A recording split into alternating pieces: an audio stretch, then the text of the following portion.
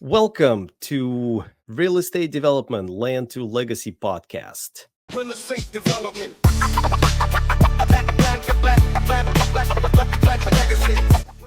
Today we have a very interesting guest. His name is Brad Warren. He's widely known as a business coach and trainer. He's been doing this for the last 30 years and has trained audiences in the United States and internationally. But what caught my eye is this interesting concept that Brad's been talking about recently, which is called land banking. So I couldn't wait to get him on the show to talk about what is land banking. I think I know. I think you can guess, but let's Brad tell us about it. All right. Well, thank you, first of all, for having me on the show. So the basic concept of land banking is we sell vacant land strategically placed in the path of growth. That sentence is absolutely critical. Our investors hold, and we're very conservative. We tell them 7 to 10 years is an average hold period. So this is not get rich quick.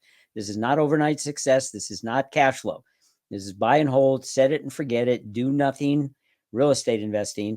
And your end strategy, your exit strategy is to sell that land to a developer who wants that land to consolidate it with a bunch of other small parcels, put them all together into a big parcel, and then build a solar farm, maybe 1,000-acre solar farm, or 500 homes, or a shopping center, or something like that. That's, in a nutshell, the basic concept of land banking. All right. So we hold it for 5 to 7 years and we sell it to a real estate developer. And that's where I come in because I tell my partners, wait. Don't just sell it to me. Let's do it together. So in your experience, Brad, in 5 to 7 years, how much does this piece of land appreciate? We tell our investors that we want them to get between 3 and 7x return, 3 to 7 times their investment. So with a minimum investment of $25,000, you're looking at 75 to 175 as the return. Again, you're trading higher returns for having to wait longer because a lot of investments don't take 7 to 10 years. Now, by the way, it does happen sooner and it does happen later. But overall, 45-year history of the company, if we aggregate all of the people together, the average is somewhere between 7 and 10 years. 7 to 10 years, and you said 3 to 7 times, right? Is depreciation? Yes. Did I hear that right? You did. Wow, that's huge. That's huge. Yep. and many times it can be more. Interesting. So how do you how do you ensure that appreciation? Well, we don't really do anything. It's the market. And it's where we invest. We are very, very, very specific about investing within a 60-mile radius of downtown LA. We're not all over the country. We're not in a bunch of different markets. For 45 years, we have become experts in this circle around Los Angeles. Some of that circle obviously is out in the Pacific Ocean, so we don't sell that dirt because it's underwater. Can't sell that. But in the periphery of that circle, you're talking Lancaster, Palmdale, the Antelope Valley, California City, Adelanto, Victorville, small towns. Most people have never heard of them before, but they are experiencing tremendous, tremendous growth driven by a lot of economic factors. We might have time to get into that a little bit later, talk about those. But that's what I meant when I said earlier, strategically placed in the path of growth. Anybody can buy land anywhere in the U.S. where it's for sale. But if it's not in the path of growth, it will stay and remain a piece of dirt. It'll never get developed into anything else. We like to sell land to our investors that we are reasonably assured, I can't say guaranteed, not allowed to do that in the real estate world, but reasonably assured based on our history and based on what we know about this area, reasonably assured that the land will go to a developer if you're patient. Interesting. And why did you decide to focus on LA area? Well, there's something we call it the 10 growth factors. And unfortunately, I don't have them all memorized in my head, but things like business-friendly city government, access to a port, rail, and airport, job growth, infrastructure growth, population growth. All of these factors have to be present at the same time, or you're not going to have an area that's really going to boom. So you can look at like the Silicon Valley in the San Francisco Bay Area, down around San Jose. Well, if you go to Google Maps and you go back 25, 30 years, maybe till like the 80s and 90s, and you do a Google search and look down, there's not a lot of buildings there, but there was some infrastructure put in. It's near, it's near San Francisco. You got the airports, you got the port. There were a lot of factors that indicated this was going to be a gigantic booming place. And if you fast forward on that Google map and look to today, there's no more land. It started out at 5,000 to 10,000 an acre 30 years ago, and now it's selling for 2 million to 7 million an acre. If you can even find, well, maybe not 7 million, that's in LA itself, but I would say, 1 million to 2 million an acre. I mean, that's dramatic growth. And if you held it that long, look at, you would have turned a $5,000 investment into $1 million. I'd wait 30 years for that. I'll put in 5,000 and then not think about it. And 30 years later, have $1 million, especially if you do it in a self-directed Roth IRA and there's no capital gains. That's the best way to invest, in my opinion, is buy it through your IRA. It has to be a self-directed IRA to do real estate. And if you can do a Roth, if your listeners are aware of what that is, it's a tax-free account where you don't pay capital gains. Right. Okay. What is the typical size of the lot that you are that you're selling? And did I understand correctly? You are the one who is finding the property, and then you're marketing it as a land banking opportunity to your investors, right? That is correct. Now, when you say you, not me personally, Brad Warren, but our company, actually, we have what's called a research and acquisition department. And right now, while you and I are talking, they are working from 9 in the morning till 5, just like their regular employees. And their job is to locate land that meets our very stringent requirements. We have a 16-point, we call it a comprehensive analysis checklist. And it has 16 things that we look for and 16 questions we ask about the land. And if it gets all 16 check marks and the price is right, it will be a property that we will buy, and then we will make that available to our investors. So we go out looking for land with this research and acquisition department to find the right kind of land that's in the path of growth, that has a good starting price so that the investor is not paying an arm and a leg. I mean, you could buy land for $1 million, but you're not going to sell it for $2 million. Well, you might, but it's less likely. Buying it for $25,000 and selling it for $125,000.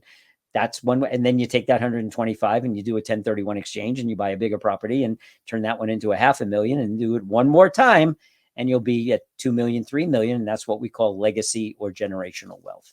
So that's kind of the trajectory that we like people to look at.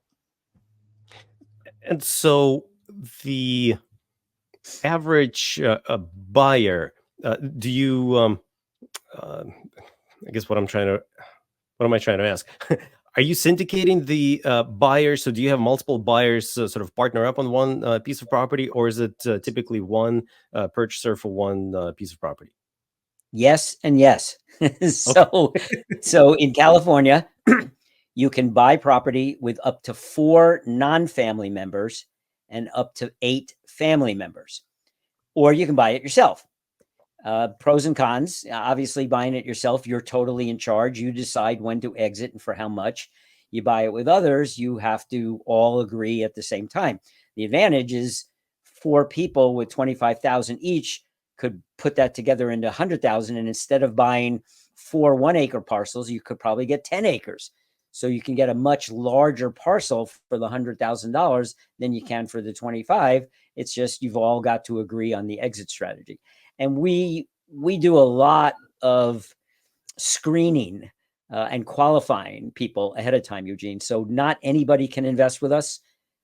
We actually ask people, or not even ask, we require that you watch a 1-hour land banking 101 presentation before you're even allowed to invest with us, so that you're absolutely clear that this is the right kind of investment for you, because not everybody can stomach a 7 to 10 year hold period and not any money.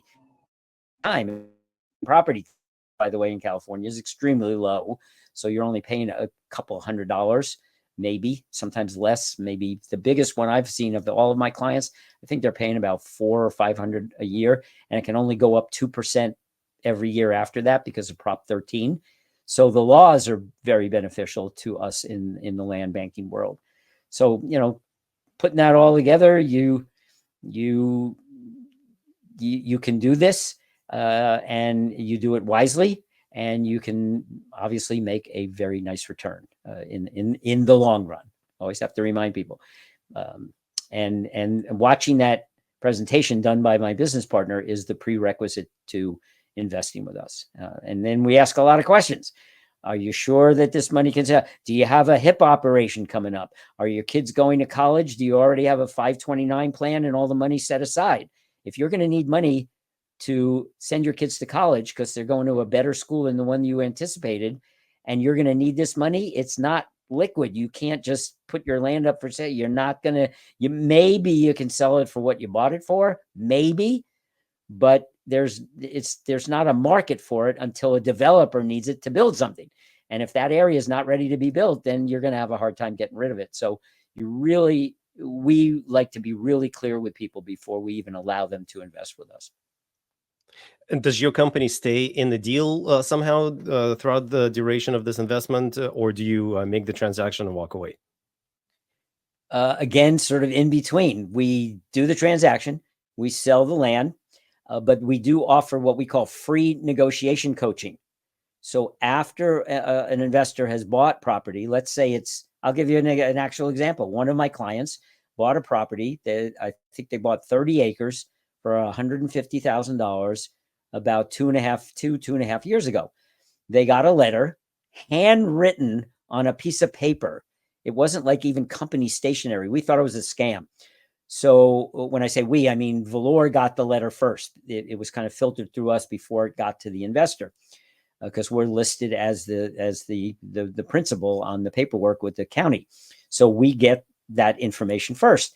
And we found out that they're a legitimate company, and they were offering $3,500 per acre for 30 acres for 35 years. Now, if you do the math in your head real fast, 3,500 per acre times 30 acres is $105,000 a year, times 35 years is over $3.5 million over the lifetime of that contract, that lease. It was actually a lease, and it was a solar company, an energy company. And my clients are now negotiating with that company. Well, my clients, my investors, didn't know what an escalation clause was. And we tell them to put, it used to be 2%. Now it's 2.5%. It's getting closer to 3%, which guarantees some staying even with inflation. So at least you're not, losing anything. So on top of that 105, the next year, they're going to get 108,000. Then it's going to be 111,600 or whatever. I can't do the math in my head that quickly, but we will negotiate, not on their behalf. We'll coach them and tell them what to say, but it's their land. They can do what they want. They can try to squeeze out more. They can accept less. It's up to them. They could try 40 years, 20 years, but we will tell them sort of what's going on. And if we have other investors that are contiguous or in the same area that they're in who have already gotten offers, we're going to tell them that, without divulging the names of the investors and, of course, with their permission. But we'll say, Sally and Joe, by the way, 100 yards away from you in another property, they just got offered $3,800 a year, or $3,800 per acre. You've been offered 35. I think that's useful for you to know. Would you like to know that if you went into the negotiation that someone else right nearby was offered 38? So you would casually drop that in the conversation with the developer and say, by the way, have you made any offers to anybody else? Oh yeah, we've done. And what's the amount that you've offered them? Oh, it's in the range of the 3,500.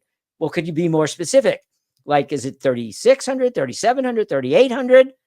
And then you would stop and pause. And now it's, what are they going to do? They're not going to lie, or at least they'll be caught, with their pants down. If they do, they'll say, well, yeah, we actually offered somebody, their land was a little better situated than yours. That's a bunch of baloney. It's all going to be consolidated in this giant 1,000-acre parcel. So it doesn't matter where it is. You could be on the periphery or right in the middle. It's all going to be the same dirt in the same project.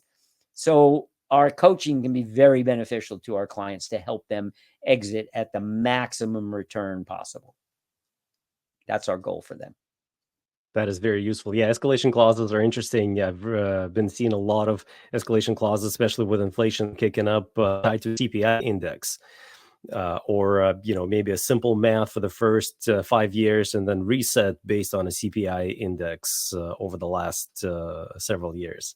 Yeah, ours generally don't get that complicated. It's pretty straightforward, 2.5% every year for 35 years.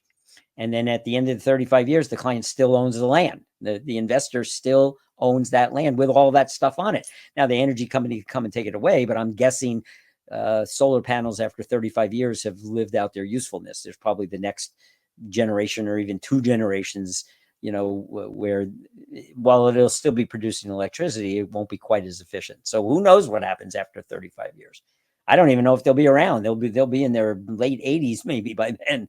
So who knows if they're even still here? So their kids will get it. Then it's their problem. Let them figure it out.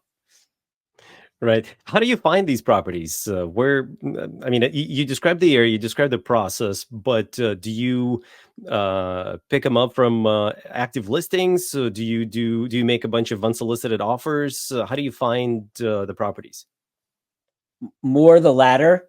I actually asked that question to our CEO when I was first starting out doing this, because I want to know how do you find them at really rock bottom prices so we can offer them to our investors. Of course, we do mark up the property to make up a profit for the company, but we still sell it below the current price that is the market price. There'll be some built-in equity. But his response was divorcing couples. I said, divorcing couples? What do you mean? He said, well, California is a community property state. Grandma 25 years ago, bought 5 acres for $6,000. And she thought this was a great investment and that houses would be built on it and all this. And nothing happened for 20 years. Well, something's going to happen soon. We can tell. We look around, we see what's there. It meets our 16-point comprehensive analysis check mark. It got 16 yes check marks. Now we just need to negotiate the price.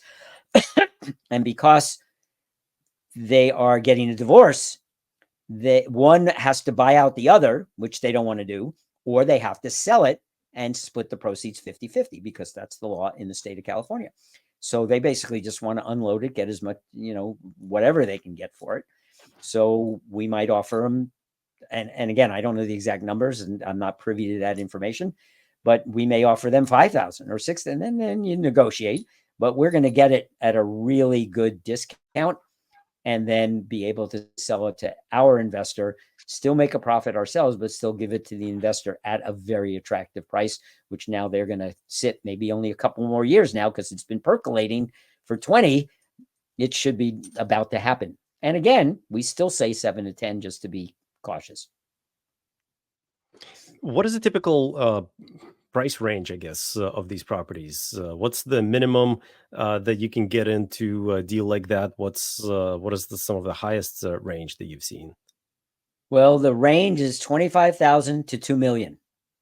And I just actually, my last, well, not the one that closed, I just had one close yesterday, but the 2 that closed before that were only 18,000 for 2.5 acres, and they were touching each other. This is 2 properties, so somebody bought them both.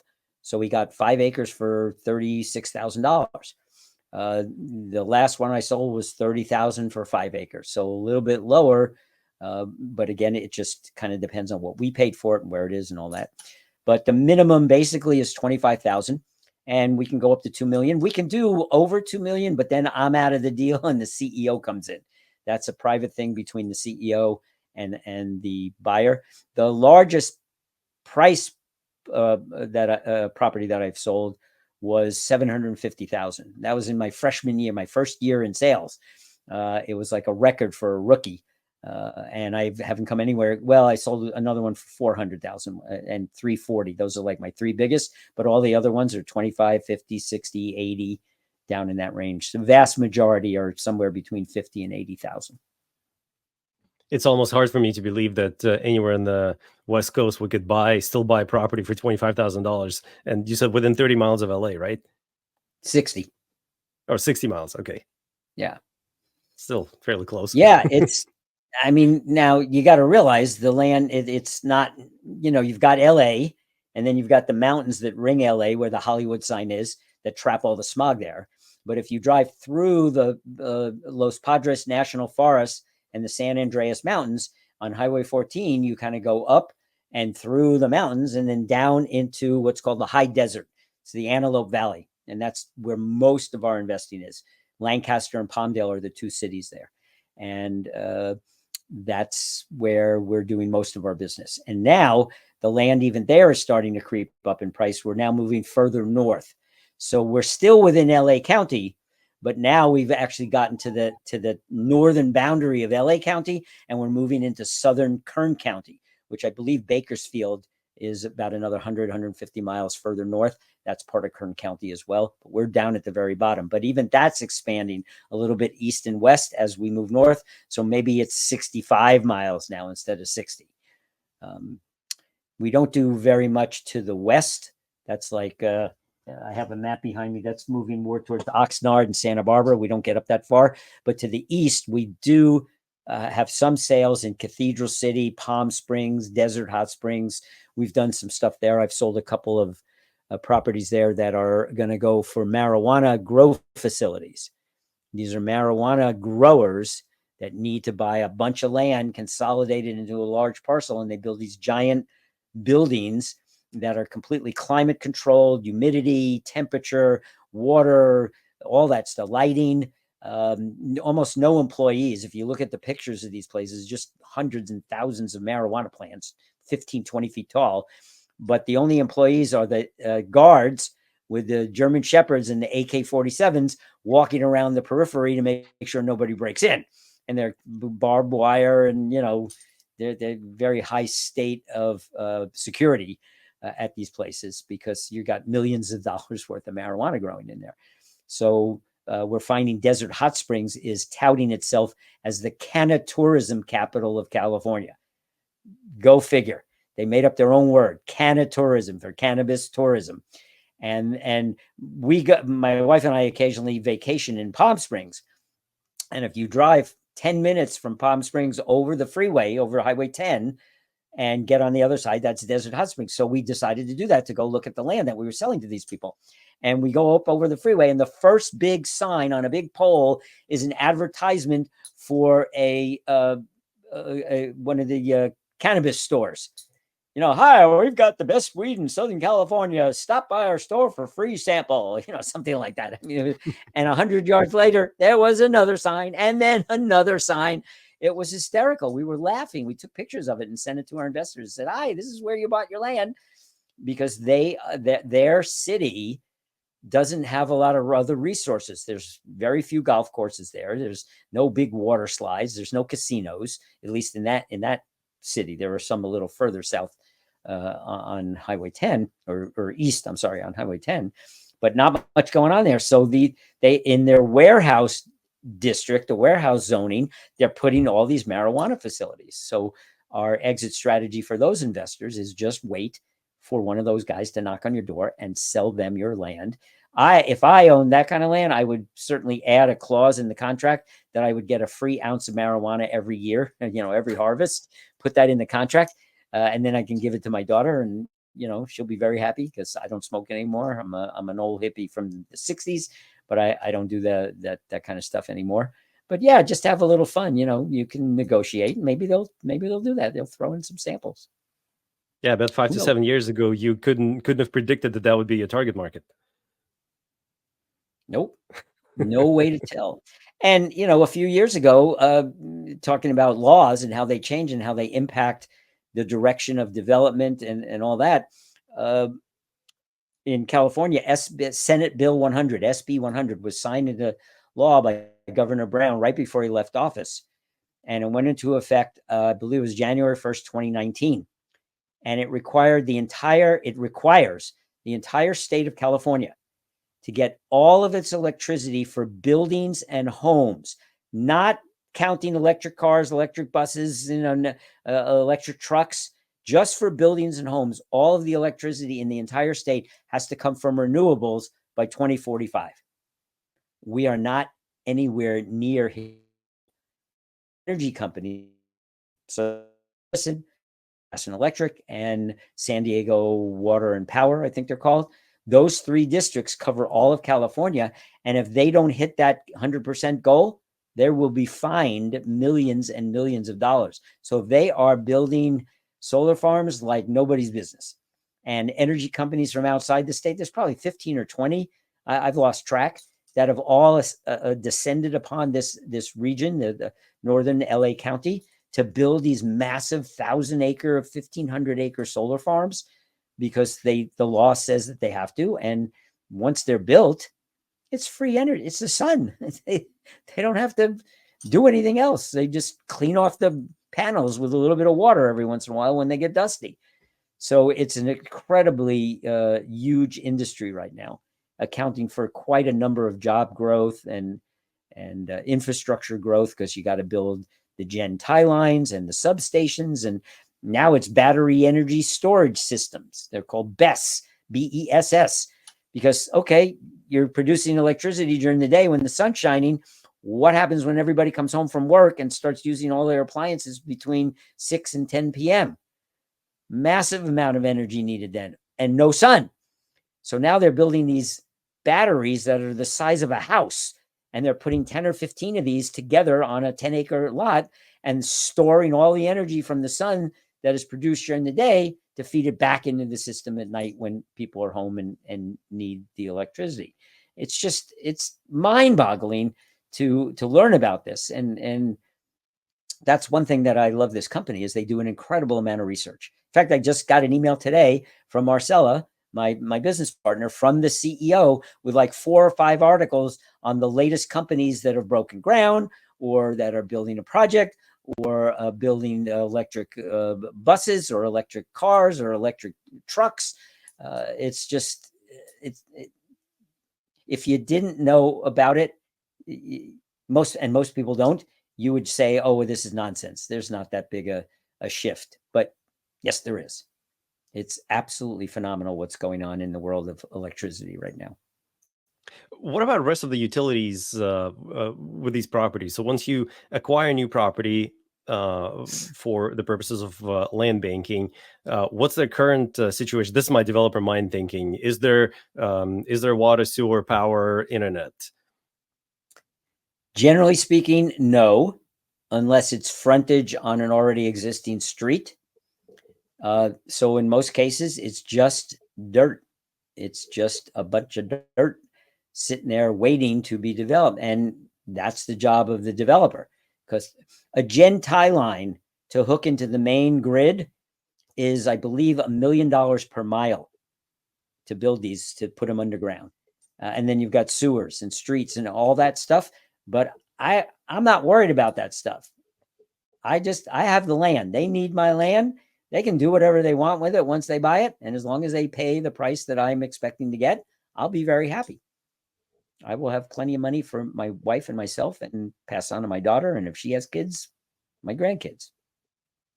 I should That's an say excellent when. concept of when she has kids, because I want grandkids. I'm 73. I'm getting old. That's right. That's right.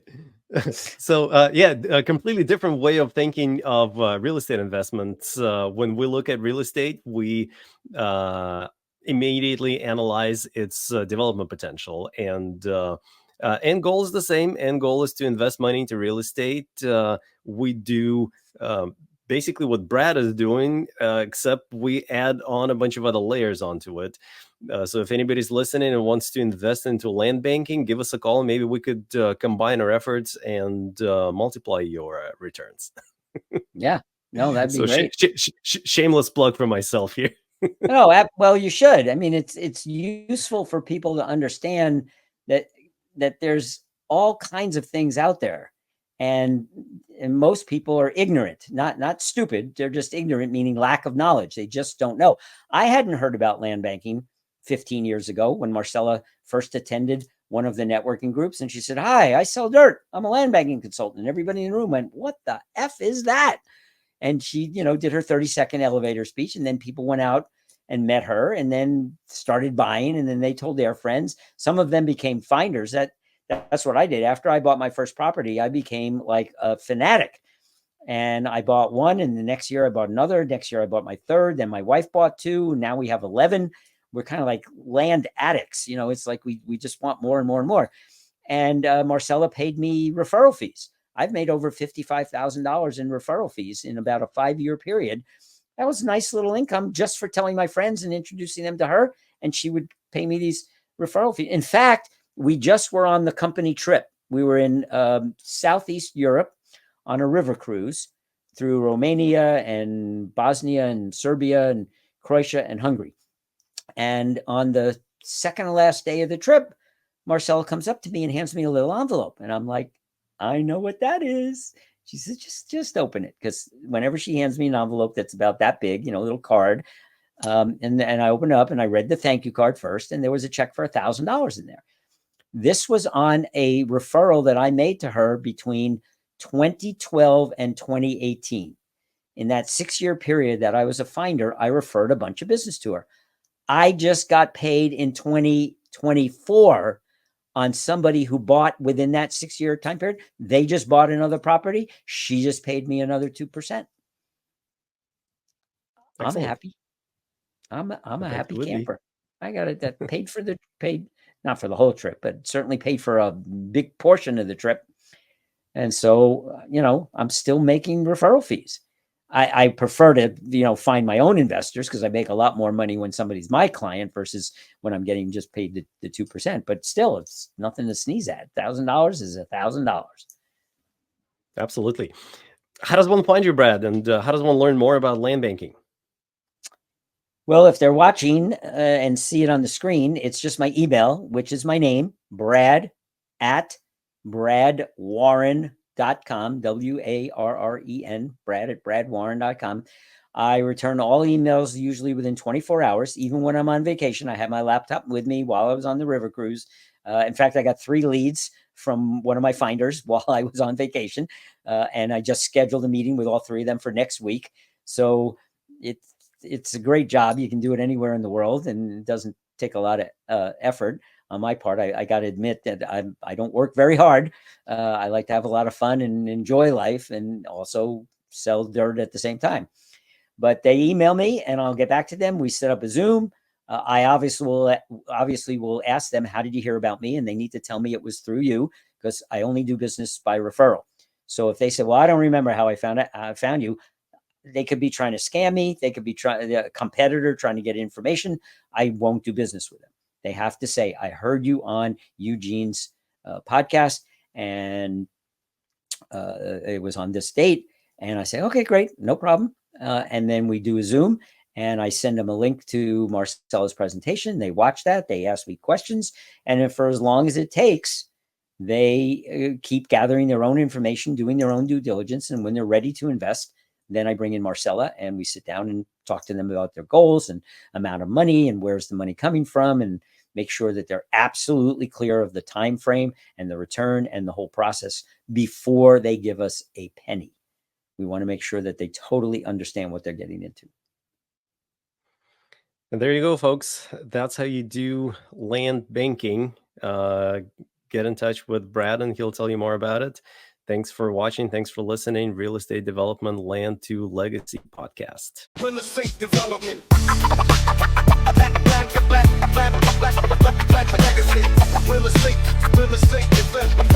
Real estate development. Land to legacy.